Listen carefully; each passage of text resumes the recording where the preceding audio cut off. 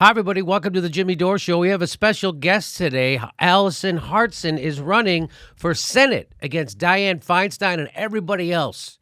And she's a progressive. She's a Justice Democrat. And I first became aware of Allison when she was working for Wolfpack. I don't know if you know what that is, but that's an organization that is trying to get money out of politics. And she's been very successful at doing that. In fact, she organized over 1,000 people in California to pass AJR1, a resolution in support of the constitutional amendment to end corruption in politics.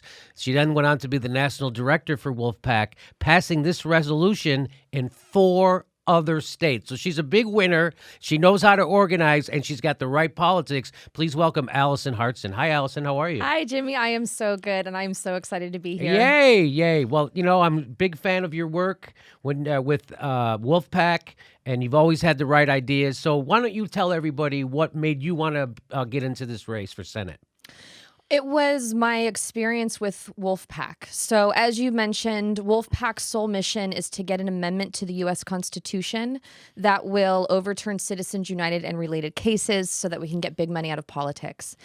And in a matter of a few months, I became the California state director. I organized thousands of volunteers throughout the state, and we got our measure passed through the California state legislature. I then went on to do the same thing in New Jersey and then again in Rhode Island with full bipartisan support. And so I'd say that because it was my experience traveling around the country and working with legislators in almost every state, where I realized that if we're going to actually get the progressive policies passed that we need to, we're going to have to do it ourselves. Being on the outside and asking them to do the right thing, asking them to vote their conscience, asking them to protect the people against corporate interests, it's not working. And it's definitely not working fast enough. And so we have to continue to grow the outside grassroots. It's so important. But we've also got to be on the inside. And so my goal in running for U.S. Senate is to take our voice and our movement directly to the doorstep of Congress. All right. Well, that's that. But people don't realize how hard it was for you and the organization to get that stuff passed, like especially Rhode Island, right? When you started, the vote was something like 26-1 against it, correct? Yeah, what I learned through Wolfpack is how legislation really gets passed and the 1,001 ways that it dies. Uh-huh. And that's really important, too. It's important to have that kind of experience when going into work in the legislature, because there is a difference between policy and politics, and you have to figure out how to meld those two together. And part of being a representative of the people and working with other representatives, the representatives of corporations, but hopefully that won't be for too long. Part of that is understanding how people work. It's relationships. And that's what I saw because, you go into it naively thinking, okay, we've got the policy, we have the right ideas, it's common sense, let's go in and get it passed, and then nothing happens. How is that possible? And then you start to see the ways in which personality dynamics work. Like in a play yard, like in like grade school, right? It's just kind of grown up grade school, right? It is, to some degree, it is, and so that's just having that experience, yes, is really important. But I did absolutely learn how difficult it is. It takes so much work. There's one legislator I worked with who said that people talk about conspiracy theories and how it's a conspiracy when good legislation dies. And he says, no, it's a conspiracy to get legislation passed. Right. So there's that too. And so, yeah, it's a lot of work, practically blood, sweat, and tears from volunteers throughout the entire country. But it was also really motivating too, Jimmy. The number of people who have come together, they're working full-time. Many of these people are parents with kids. I can't tell you how many of our volunteers were giving their children a bath while on a conference call with us to discuss strategy for passing our legislation the next day. I mean, it's just incredible how many people around this country really are stepping up to do the right thing. So we need to keep that going while also running for office. So we've highlighted on this show the inability of elected Democrats to answer the straight question, which was posed at a San Diego congressional town hall.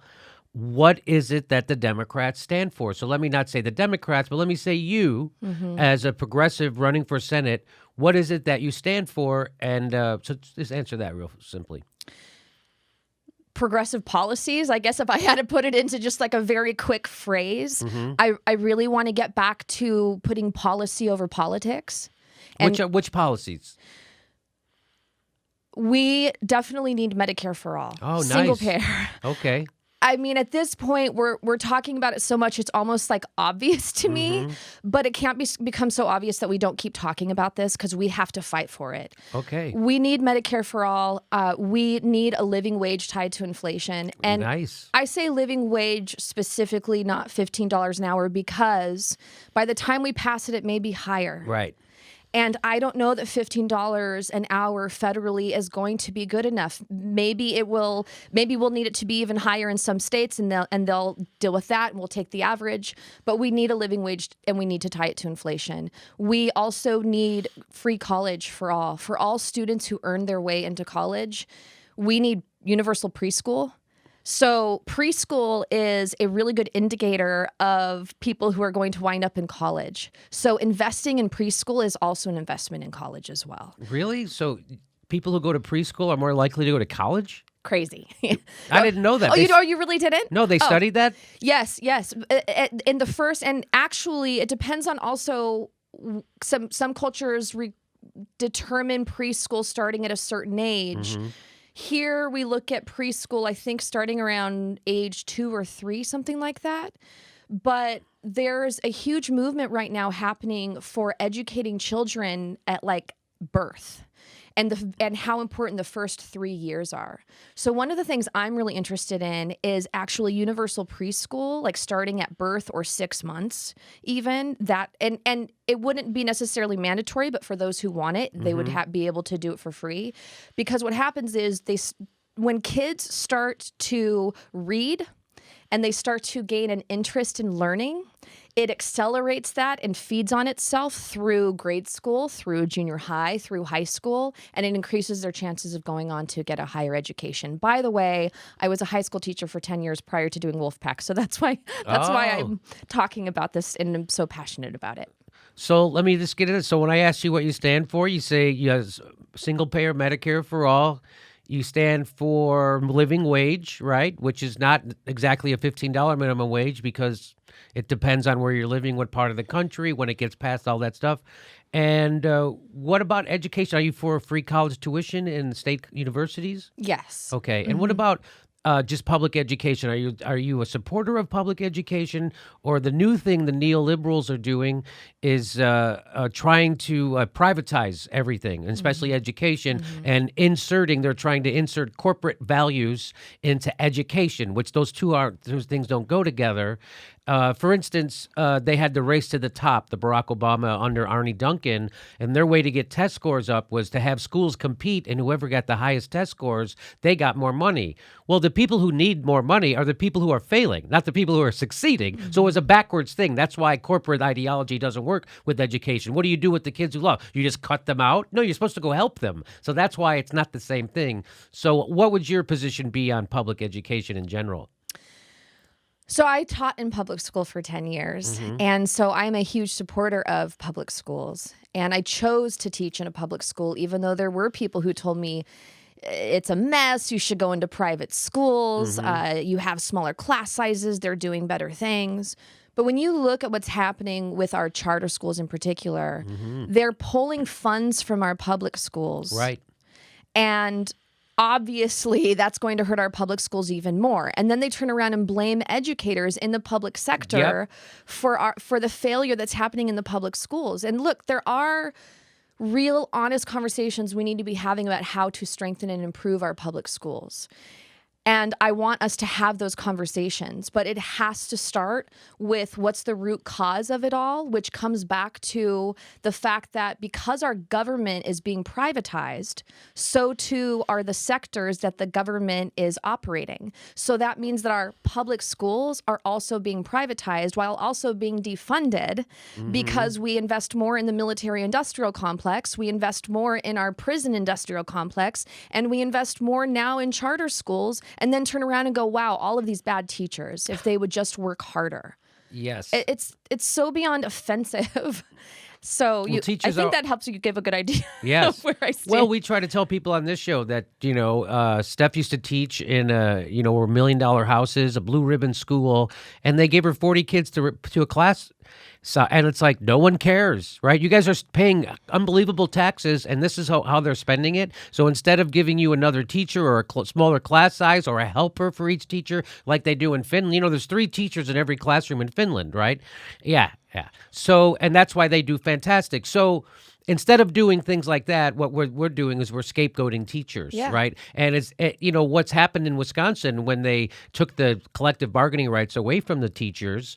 Now they've done a study. What was it? 5 years later, their average pay and packages are lower, $10,000 lower. Lots of experienced teachers quit.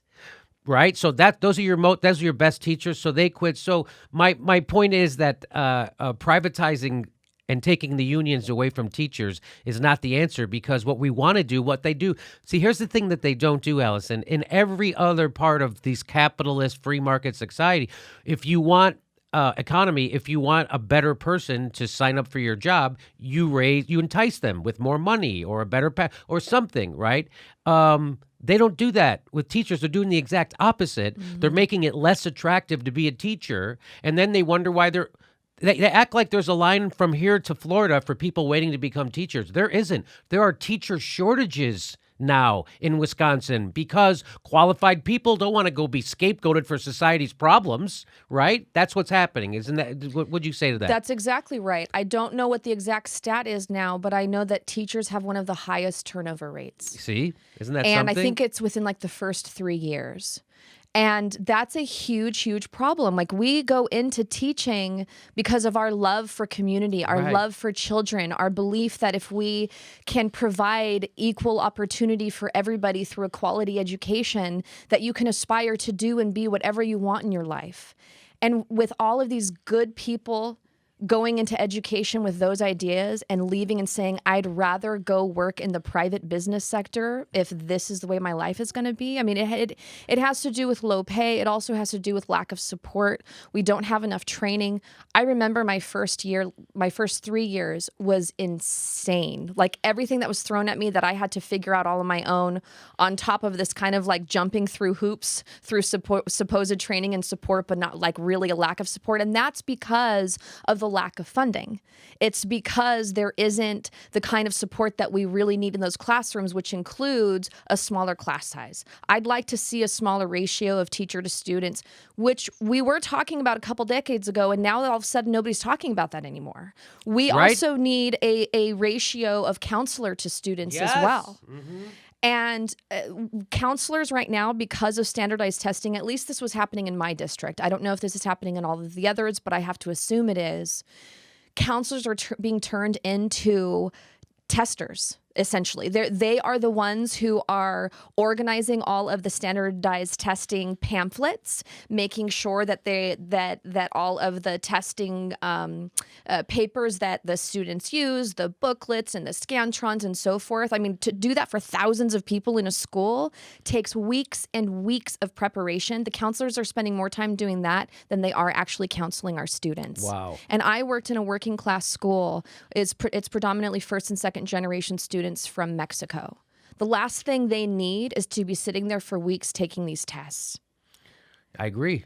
And it's not that we don't need to make our classes more rigorous. We do need to really be encouraging our students to be critical thinkers. And I was known as one of the toughest teachers on campus. I really, really believe that we've got to make some improvements in our classrooms. But the way to do it is not through defunding us and increasing our class sizes and then pointing at us for all of the failure. Right, scapegoating. Well, you certainly know your stuff. That's fantastic. It's Oh, and one thing I wanted to add too, because we were Sure. talking about like preschool and all this goes up to third grade with like reading level and increasing your chances of going to college. The other side of that is though students who fall behind in reading, I think it's by the third grade, the chance of them winding up in prison is significant. Oh, no kidding. Yeah. Wow, you really do know your stuff. Well, let me ask you this. First of all, it's very encouraging. I never heard politicians talk about education that way. It's I think half of it is they don't understand it. I can't believe of all of the politics that we talk about in this country, how much we are not talking about education below college. There's a lot of talk about college for Right. all, and we need it, and I'm going to fight for it. But we are not talking about secondary education and preschool enough, not even a skosh. And I've even been advised by people to not talk about it because it's not the controversial, exciting, sexy thing to talk about in politics right now. Well, damn it, I'm going to make it because it's that important as far as I'm concerned. That sounds like the stuff they used to tell Bernie Sanders, right? Yeah. Right? Nobody's. Anyway, y'all, I wish Bernie, you got to be handsome, and you got to be good speaking, and you got to do this with your thumb when you talk. And turns out he didn't do any of that stuff. He did all the wrong stuff, and he filled stadiums. Yeah. So, and the reason why was because he had a message that people are hungry for. People are hungry for authentic politics. So much so. And we haven't been getting it ever, especially since 1992, coincidentally enough. I wonder Yes. what that year was. Oh, I know. So you're running as what they call a Justice Democrat, right? So tell me what does that mean, and why are you doing that? Justice Democrats are running as like the left wing of the Democratic Party, essentially. We are running as progressives against establishment Democrats, and I couldn't be prouder to do that. And it's really nice too to have the support of an organization that is able to help us run these campaigns. And then also we have 51 Justice Democrats running across the country at this point. So, and there's three of us running. There's three of us running for U.S. Senate, and then the rest are running for Congress. So imagine even a fraction of Right. us getting into Congress. I feel so supported just knowing that many people around the country are doing this alongside with me, and it's I just couldn't be prouder. Okay, well, that's now a lot of people would say that you're being divisive. We already have a senator in California who is a Democrat. Well, she's not a Democrat. Oh, Just because you have a D after your name doesn't mean you're a Democrat. And I think that people are waking up to that reality. Just because you have an R after your name doesn't mean that you're a Republican.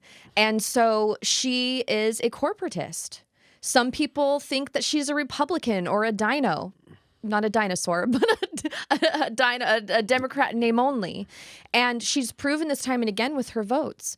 She voted for the Bush tax cuts. no kidding.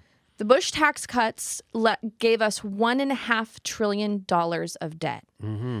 And she's not going to pay for that. No, you know who does? We do through That's austerity. Right. That's right. We're going to pay for that. Our kids are going to pay for that. Mm-hmm. That's what she voted for. Right. She voted for the Iraq War. No kidding. The Iraq War cost $7 trillion. Wow. So she voted for us to spend $7 trillion to kill hundreds of thousands of civilians for what I consider to be an illegal war. Voting for a war where you don't have hard evidence that justifies us going into that war, as far as I'm concerned, is treason. She does not deserve to be sitting in office. I can't believe that she's still sitting in office after the votes that she has cast.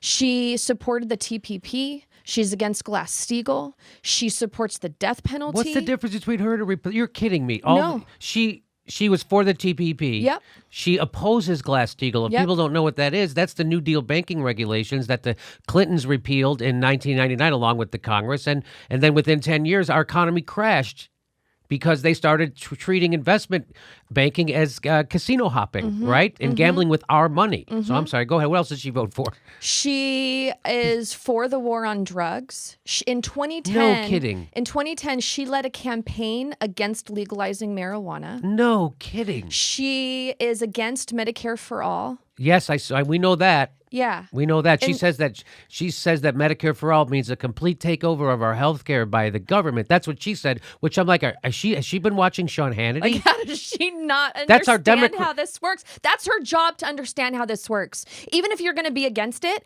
at least understand how it works. Yes. It's absurd. Yeah, she doesn't even understand. She's pretending, though. Yeah. She's pretending to not understand how it works, and she's echoing her corporate donors' talking points, which is that Medicare for all is a corporate takeover. I mean, a She government. knows that's all she has to say to scare people, and it is. It is a copy paste of a corporate Republican talking point. Yes. Wow. So, yeah. And it's good that people are hungry for people to call them out. Yeah. You know, just like people in the Republican Party were hungry for somebody to call the Bush war family out for the Iraq war and for not protecting us on 9/11. And then when someone did, they which happened to be Trump, they went nuts for it, right? And so I think that's, on the left, people are also hungry, which is why we got Bernie Sanders was so popular. People are hungry for someone to talk about the issues that affect our lives in an authentic and honest way and not give us BS like when they asked Dianne Feinstein about single payer and she gives us a talking point.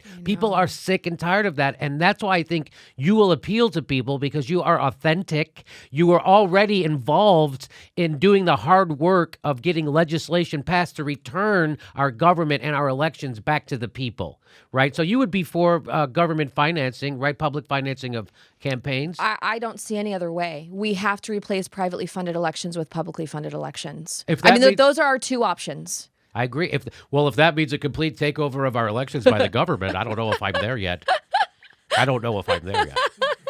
That's what Dianne Feinstein would say. Right. Yeah. If that means you're going to have the government control everything, I don't know if I'm there yet. Yeah. So she knows enough to use modern day phrases, those catchphrases like "I'm not there yet," but she still doesn't understand what the thing is. She's pretending she's out of touch and doesn't understand what the thing is. She knows what she's freaking everybody. Every person she grew up with has Medicare and has had it for 20 years. Yeah. So she knows how Medicare works. Yeah, of course she does. That's what drives me nuts. She's in her 80s, so everybody that in her whole life has been on Medicare, and she knows exactly how it works. So that is her gaslighting her own constituents and pretending to not know. And that's why I'm glad you're running, because you are not pretending to not know. You do know, and you have no problem saying you're for single payer Medicare for all, which the majority of the country's for, especially Democrats. 80% of Democrats support it, and 61% of Americans. Yes, look at that. But you know what? They don't care. When's the last time they actually voted because the majority of people supported something? Right. So none of it fools me. I'm not surprised by any of it. But you know what? I continue to be disgusted. And I hope that never ceases. Yeah, I know, right? Yeah. I was always wondering, when am I going to get burnt out on outrage, or outrage fatigue? But I still have a lot of outrage, right? So I guess it's right there. I still care. I think it's a good thing, yeah, because the minute we become complacent and just allow this to be the new normal, we're done. And so, yes, I have my days of being so angry. I have my days of being extremely sad. And then I talk myself and walk myself through that to use that as my motivation to keep fighting. We have to do it. Okay, and so the Democratic Party is going through transition, and so you're part of it in a sense that you're trying to reform it from the inside. Yeah. Right? So you're trying to reform the Democratic Party from the inside, get the corporate money out of it, right? So you can then go on and do the things that people want you to do, and you don't have to serve two masters, which they only really serve one right now. So what do you think needs to happen in California? I know you're running for Senate in California. What would be the biggest thing that would be the biggest change if you became the senator and replaced Dianne Feinstein?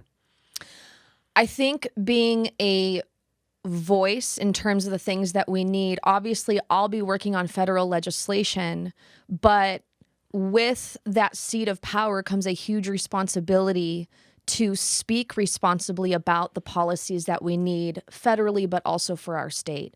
We have a lot of corporate Democrats here in the state of California as well. Yeah. And so we need to get more progressives in our state legislature, more progressives in our local communities running as well.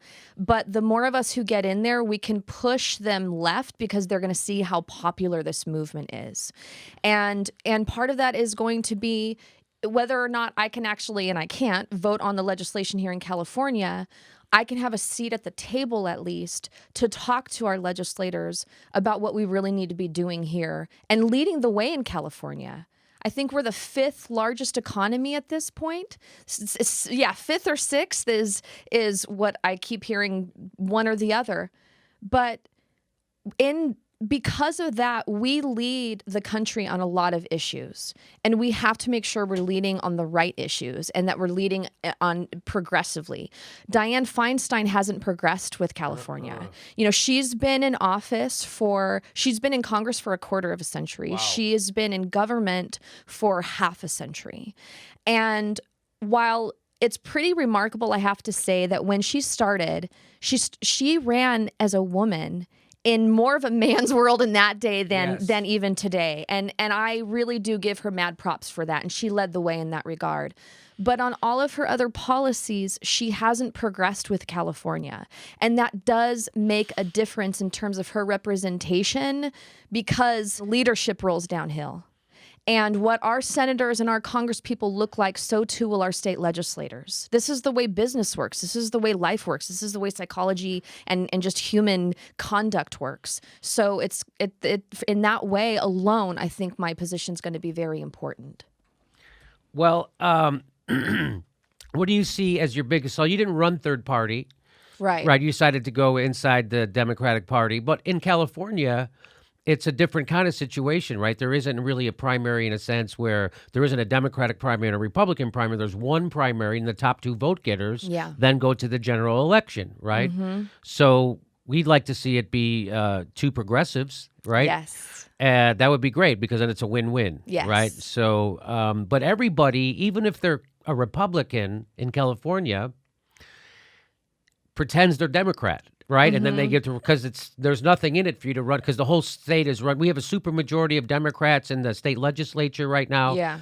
And it's kind of a crime that they haven't passed single payer here at the state level yet because of that. So we know that running as a third party is an impediment. But what would you say is your biggest hurdle that you have to get over? Is it name recognition? Yeah, I would say it's definitely name recognition. I think that it's pretty obvious I am on the right side of policy and or correct side. I would say you're on the correct side. The correct. Thank you. That's a much better word. Mm-hmm. But and I have an incredible team around me. You know, with Jenk and TYT and the Justice Democrats and the support of the progressive movement that we've got going on here. But yes, name recognition, of course, and money. Money is going to be a challenge, but I think we've got it figured out. Oh well, how? So the average Senate race in California costs about $10 million. And I have a feeling they're going to end up spending more than that.